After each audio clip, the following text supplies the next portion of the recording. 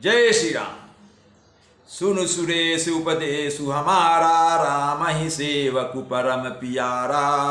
मानत सुख सेवक सेवकाई, सेवक बैर बैरु अधिकाई। बृहस्पति जी देवराज इंद्र को समझाते हुए कह रहे हैं, हे देवराज हमारा उपदेश सुनो।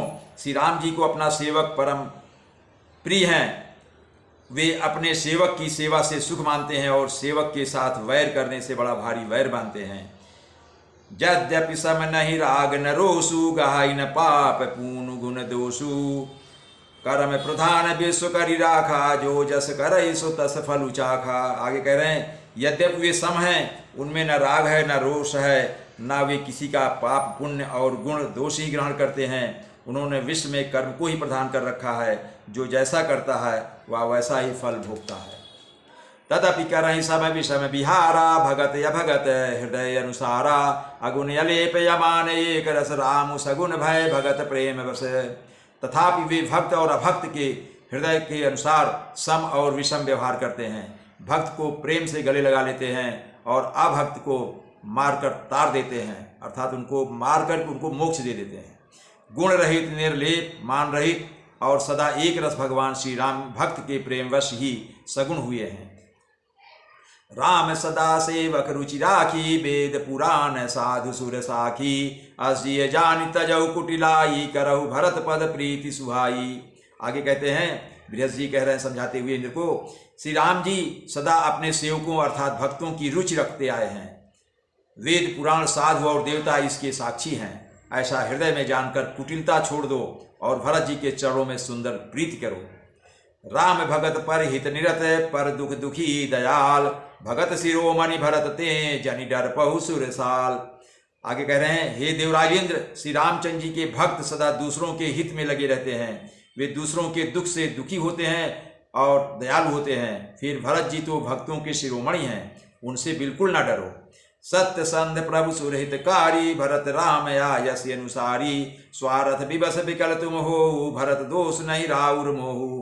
प्रभु श्री रामचंद्र जी सत्य प्रतिज्ञ और देवताओं का हित करने वाले हैं और भरत जी श्री राम जी की आज्ञा के अनुसार चलने वाले हैं। तुम व्यर्थ ही स्वार्थ के विशेष वश होकर व्याकुल हो रहे हो। इसमें भरत जी का कोई दोष नहीं, तुम्हारा ही मोह है। सुनि सुर बर सुर गुर बर बानी, भा प्रमोद मन मिटी गलानी। बरसी प्रसून हरस सुर राऊ, लगे सराहन भरत सुभाऊ। देवगुरु बृहस्पति जी की यह श्रेष्ठ वाणी सुनकर इंद्र के मन में बड़ा आनंद हुआ और उनकी चिंता मिट गई। तब हर्षित होकर देवराज फूल बरसाकर भरत जी के स्वभाव की सराहना करने लगे, उनकी प्रशंसा करने लगे। यही विधि भरत चले मग जाही, दशा देख मुनि सिद्ध सिहाही। जब ही राम कहीं ले उषा साऊ, मगत प्रेम मन चहु पासा। इस प्रकार भरत जी मार्ग में चले जा रहे हैं। प्रेममयी दशा देखकर मुनि और सिद्ध लोग भी सिहाते हैं। भरत जी जब ही राम कहकर जब हाई लेते हैं, सांस लेते हैं, तभी मानो चारों ओर प्रेम उमड़ आता है। द्रवहि बचन सुनि कुलिस पसाना, पुरजन प्रेम न जाई बखाना।